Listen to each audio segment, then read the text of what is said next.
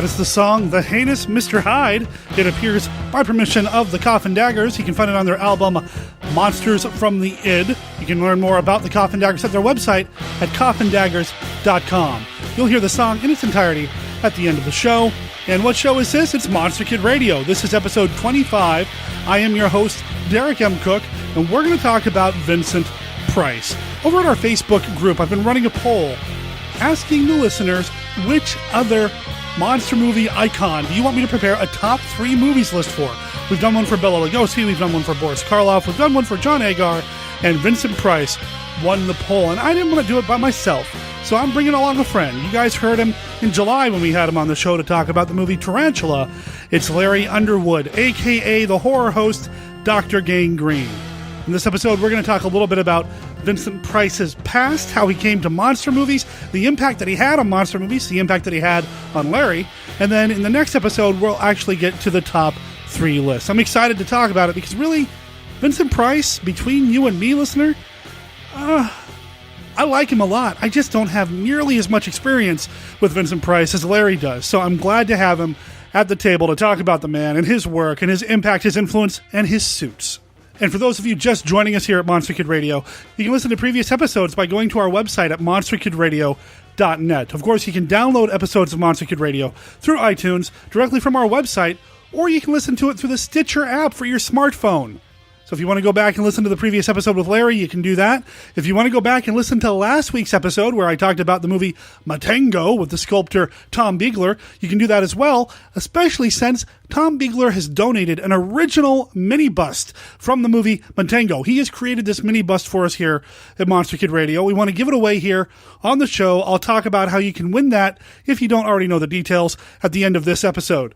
Also at our website, you can find links to our Facebook group, our Amazon store, our Live 365 channel, a new feature that is currently under construction where I plan to list all the bands and songs that have appeared here on Monster Kid Radio, as well as our contact information, which is our email address, monsterkidradio@gmail.com, or our voicemail line, which is 503-479-5MKR. And for a special shout out on this week's episodes of Monster Kid Radio, one of our listeners did me a solid. Remember a while back I talked about having some computer problems? Well, the amazing Tom Doffel hooked a brother up. He got me set up with a new computer, a new machine. I'm actually producing this episode of Monster Kid Radio on this machine, so we're going to see how it does. Fingers and tentacles crossed. I'm excited to try it out, and I'm incredibly grateful for Tom and everything that he's done for me personally by hooking me up with this new computer system. Thank you, Tom. Speaking of other friends of the show, we're going to play a quick promo from somebody you've heard on the show before, and then we're going to get to part 1 of our talk about Vincent Price with Larry right after this.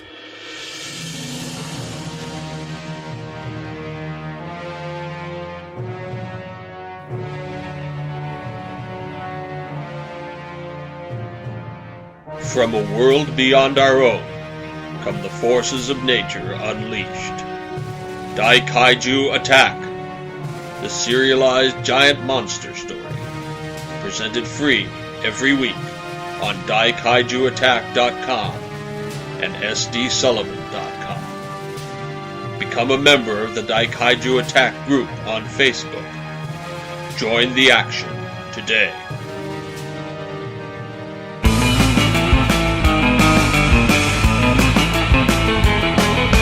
Ladies and gentlemen, boys and girls, living dead and otherwise, I'd like to welcome to the show a good friend of mine, Larry Underwood, a.k.a. Dr. Gangrene, a.k.a. one of the biggest Vincent Price fans that I know. Welcome to Monster Kid Radio. Or welcome back. Thanks for having me back. Definitely. So we want to talk about somebody that you've called your hero in private conversation, Vincent Price. Mm-hmm. Oh, yeah. Big fan.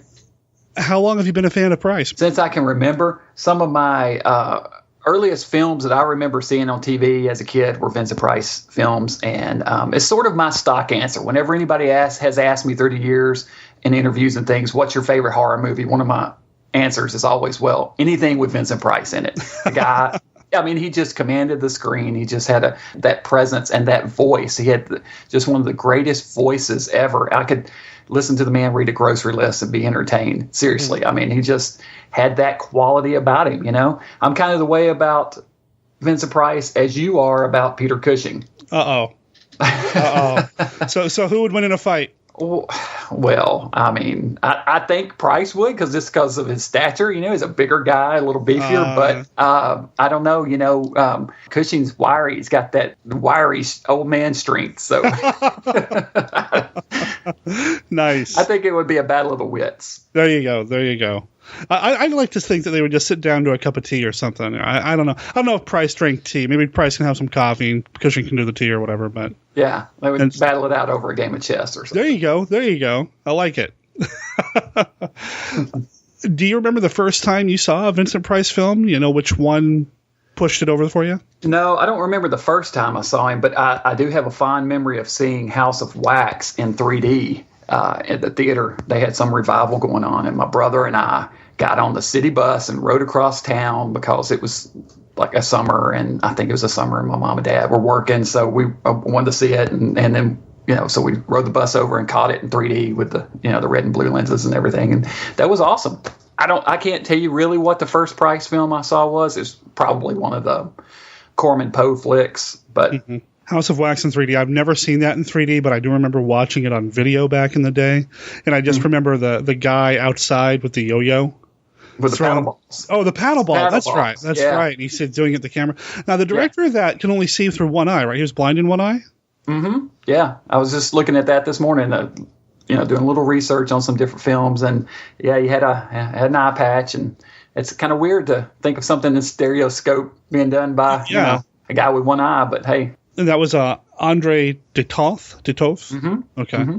Yeah, I'm amazed that I'm sure he had to rely on other people, like cinematographer or whatever, to make sure that the 3D parts of it worked. But because of that, I feel like there's so much about that movie that works away from the 3D gimmick. It's a good film. It's a great film. Yeah, I'm not sure what the whole technique of shooting in 3D is, from back then, but it does seem odd for a guy with singular vision, just missing an eye, to be doing something that's in 3D, but just adds to the whole mystique of it, I guess. Oh, definitely. Good stuff, man. I see. For me, I'm a little bit younger than you, so I came to Vincent Price through The Muppet Show. Yeah, that's a classic episode, man. I remember seeing him on that, and I remember seeing him in television commercials for the Hangman board game. Mm-hmm. Oh, yeah. These commercials were shot on like an Old West set.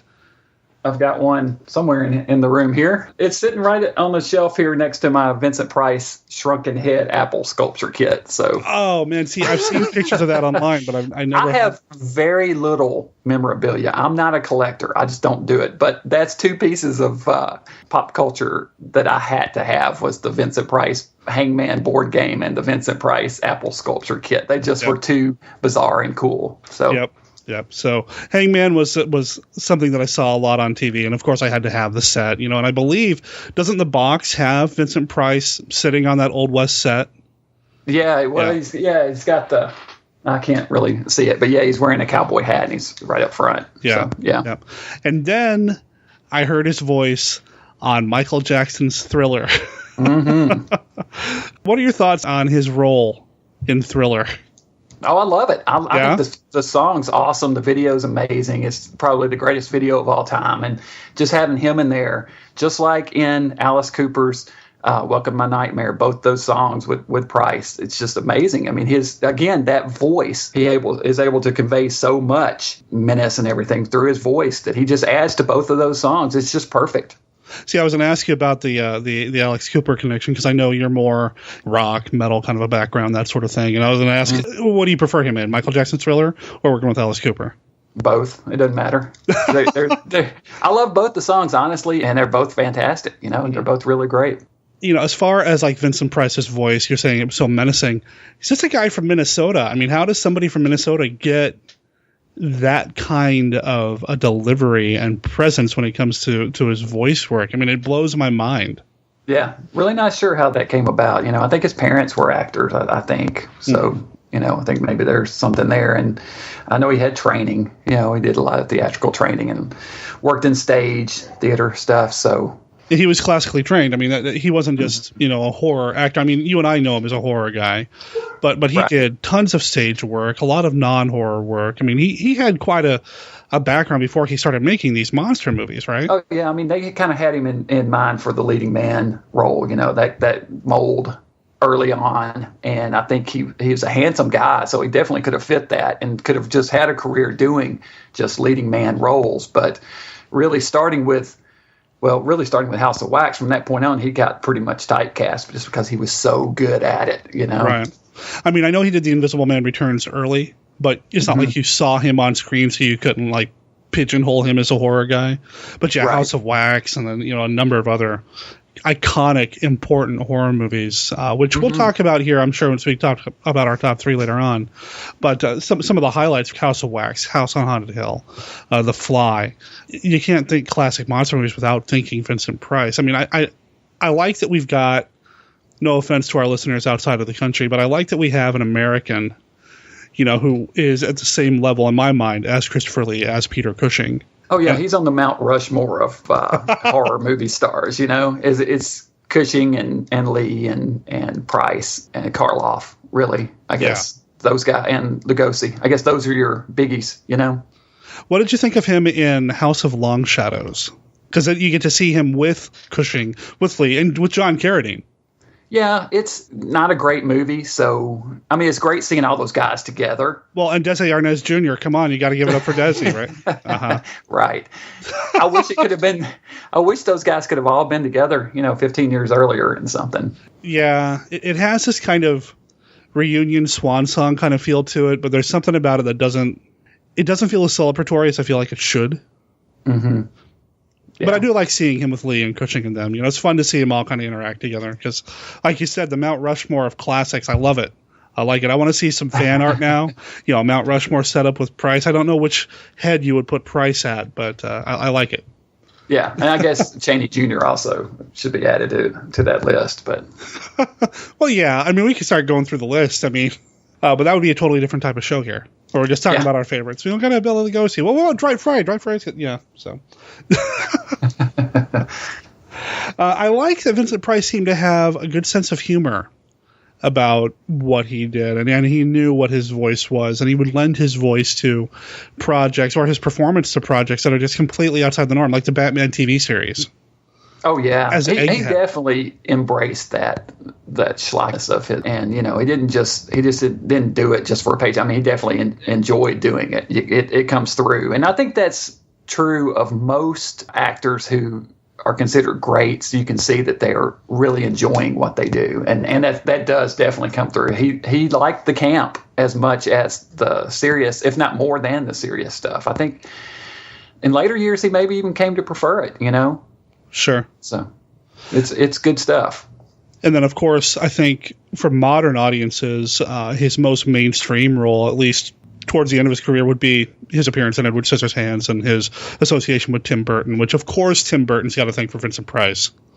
Oh, yeah. Well, the thing I like of Burton's is that short film, Vincent. Yes. I don't know if you're familiar with it, but it's one of Tim's very earliest pieces, and it's animated. It's about a little boy named Vincent Malloy who is just obsessed with Vincent Price and thinks he's Vincent Price, and it's narrated by Vincent Price. It's a beautiful little short piece, and to me, it's one of the best things that Tim Burton's ever done. Not a big fan of Burton's later work. I think at some point, I don't know, man, it's just not doing it for me anymore, but his early stuff, that and Frankenweenie and those early films, the Ed Wood movie, that stuff's spot on. I mean, I love it all. And that short film, Vincent, is in my top of kind of the, I don't know what you really, almost like the vanity pieces or I don't know what I'm trying to say, but the short films work or voice work that Price did, like that and Thriller and the Welcome to My Nightmare, I'd put Vincent right up there with that stuff. It's fantastic. So Vincent, basically the Larry Underwood life story? Yeah. Okay. All right. Pretty much, yeah. So when you said that he's a hero of yours, did you mold Dr. Gangrene after anything that Price did? Or I definitely think the influence of the film House on Haunted Hill probably, there were a few key elements that I would say influenced me into wanting to be a horror host and put a show on, and our local TV horror host being Sir Cecil Creek being one of them. But the influence of Vincent Price in films like House on Haunted Hill being the other, where he is the host in the dapper tuxedo and everything. And just the overall presence of Vincent Price. I would definitely call that an influence. So, yeah, that's where the hero term came from. Yeah. You mentioned he was always dapper. Did Vincent Price ever wear just jeans and a T-shirt in anything? I mean, he's always wearing a suit, right? In my mind, he didn't even wear jeans and a T-shirt around the house, Always had the suit jacket or whatever, yeah. Yeah, or even if he was out doing something, it'd be, some kind of spiffier wear than jeans and a T-shirt. I don't know, man. Not that I know of. I mean... I don't know what I'd do if I saw him in jeans and a T-shirt. I don't know if I'd recognize him. I mean, he's so proper, Yeah, that's a strange thought. We talk about how he did horror movies. He did all these other kind of movies. What are some movies that we think that you can think of that you wish more people had seen when it comes to Vincent Price films that may not be on the top of everybody's list or on everybody's radar? Yeah, there's one film that comes to mind right offhand. It's one of my favorites that it's called The Baron of Arizona. It's not a horror movie. It is based on historical fact about a guy who was a con artist, a swindler, and he almost swindled the entire state of Arizona away from the United States government. And Vincent Price plays the lead in it. It plays just a real bastard in it, and he does it. It's a really good movie. It does a really great job in it, portraying just this cruel and ruthless guy. I can highly recommend that one. One of his movies that I have a soft spot for that's a terrible movie is called The Monster Club. It's a Amicus film. It's one of the horror anthology films. And it was made sometime in the 80s. And it's not a great film by any means, but I just have a real soft spot in my heart for that one. So that'd be another on my list. That's got a great soundtrack, sort of. Yeah. It's got this reggae kind of Welcome to the Monster Club song. Yeah. John Carradine's in that movie also. And Donald Pleasence. It's pretty hokey. Yeah, and he gets to work with Donald Pleasence in that, and then it's I haven't seen that in a long time, but I do have the soundtrack. Yeah. Of course, everybody knows about Price's Poe films, the Corman stuff. That stuff's top notch, also. Sure. And I mean, and we'll get into this when we talk about our top threes. I mean, he's known for some of these costume things with Corman and a few other things here and there that I think a lot of people already know about. I'm sure they can kind of predict some of the movies that are going to be at least on my list. What about the Dr. Goldfoot movies? What can you tell me about those? I'm fascinated by them. I'm a fan of those. Really? Those have never. Yeah, I try to watch them. They just, I don't know, don't do it for me. I mean, I appreciate he's obviously having a great time. He's enjoying the hell out of hanging out with these hot women in bikinis. You can tell Vincent is just having the time of his life making them. But they're not as much fun to watch, really, because they're just not great movies. But they're interesting for what they are, And then outside of his horror work, I think a lot of people know, he was an artist. He was active in a lot of things.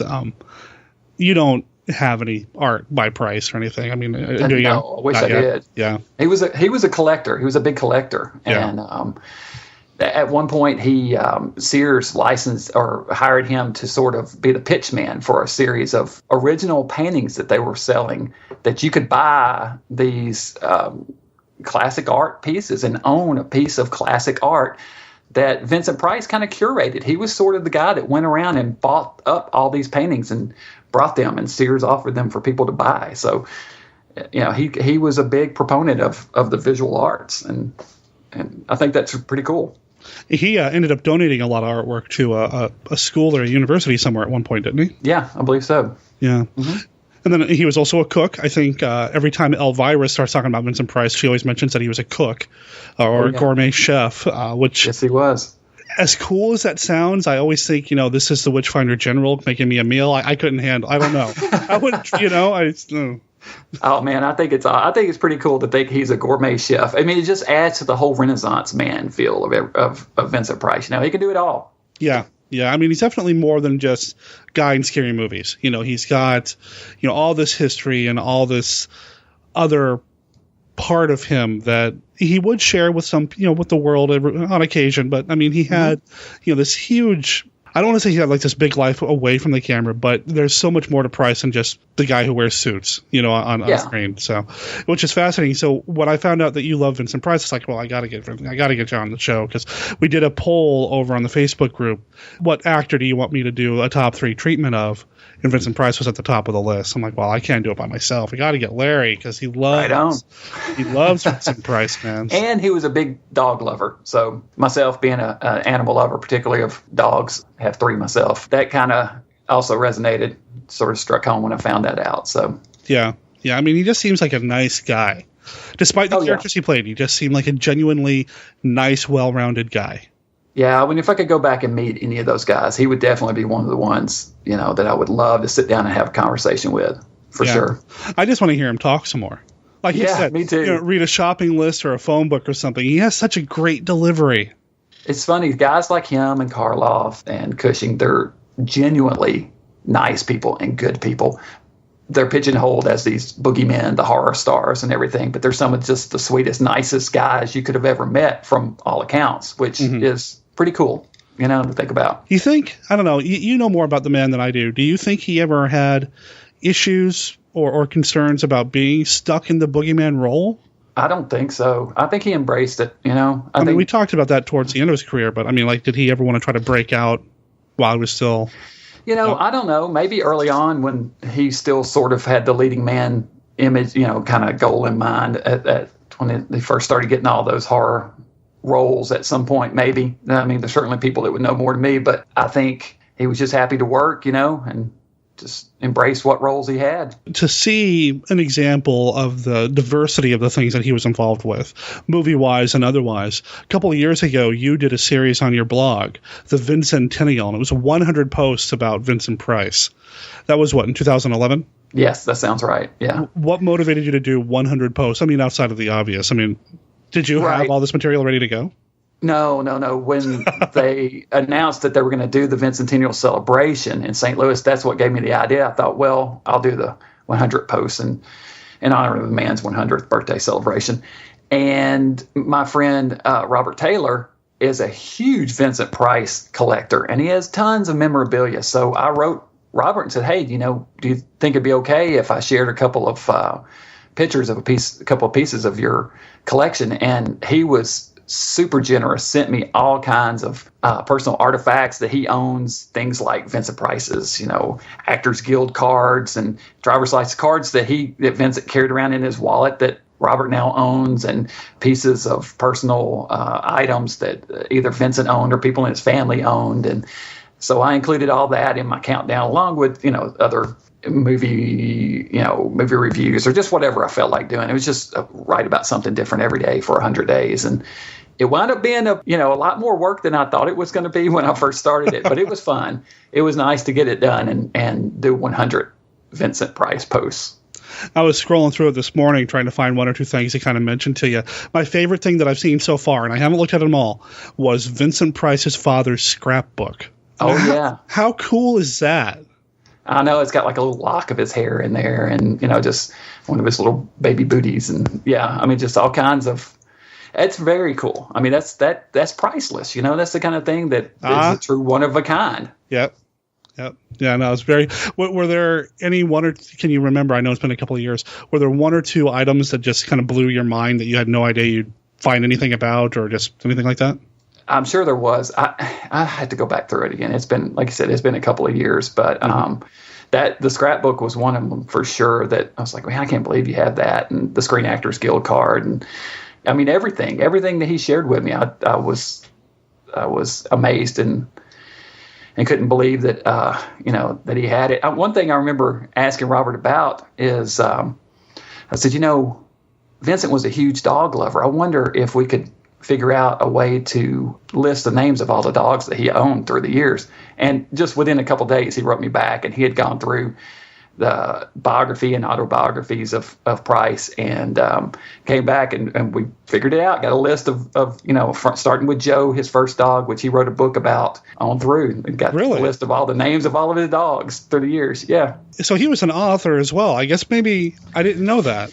Yeah, he had some cookbooks he put out. And yeah, so he wrote The Book of Joe, which was about his first dog. And then from there, of course, his daughter mentions several of them. So anyway, Robert was able to go through and figure it all out. So we got a list of the names of his dogs, which I just thought would be kind of something neat to have. Sure. Yeah, that's one of those things that you don't, it's one of those personal things, so. Yeah. I went on Google Maps and looked up pictures of one of his houses and showed from the street view, kind of what Vincent Price's house looked like and things like that, just try to make interesting posts that are more than just, well, I really like this movie, Now, at the end of July, and I don't know, have you been following this?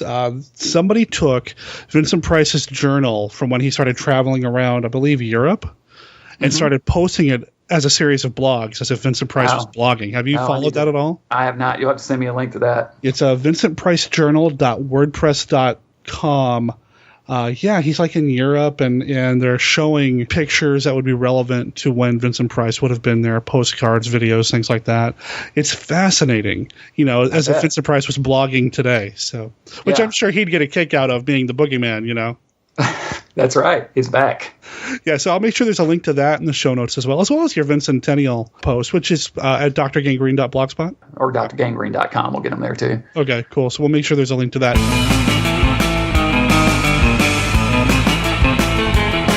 All the links to everything that we've talked about with Larry, about Vincent Price, about his blog, about Larry's website, all that, you can find in our show notes over at monsterkidradio.net. Of course, if you can't head over there for whatever reason, just remember Dr. Gangrene. Google him up. It won't hurt, and you'll be able to find everything that we've talked about. Next time, we're going to go through the top 3 Vincent Price movies list between he and I, and then we're going to talk a little bit more about Vincent Price movies and just kind of wrap things up by talking about, more Vincent Price, because, you just can't go wrong with Vincent Price. Have I said Vincent Price enough? Vincent Price. And don't forget about our contest for the Matango mini bust from sculptor Tom Biegler. Here's how you win. Now, Matango is a movie about, kind of sort of killer mushrooms. Mushrooms are bad. Personally, I don't like them anyway. If you listen to those episodes, you'll hear my deep, dark secret about mushrooms. But there are some other nasty little vegetables out there. So, to get your name into the drawing for the Matango mini bust, you have to email me at monsterkidradio@gmail.com. Your name, your mailing address, and then you get to make up the name of another killer vegetable movie, and then maybe a byline or two about what that movie's about. We've had some great entries. I'd like to see some more, and on August 31st, I'm going to take all the entries, jumble them all up. I'll draw one on the show. That person will win the Matango Mini Bust by Tom Biegler. It comes complete with a certificate of authenticity. It's one of a kind. And I kind of wish I could keep it for myself. We're going to have Tom on the show in the future again to talk about some other monster movies. And, like I said, Larry will be back in part 2 of our Vincent Price coverage here at Monster Kid Radio at monsterkidradio.net. Monster Kid Radio is a registered service mark of Monster Kid Radio LLC. All original content of Monster Kid Radio by Monster Kid Radio LLC is licensed under a Creative Commons Attribution, Non-Commercial, No Derivations 3.0 unported license. Of course, that does not apply to the song The Heinous Mr. Hyde, which appears on this episode of Monster Kid Radio by permission of the band The Coffin Daggers. You can find it on the album Monsters from the Id, or you can listen to it right now.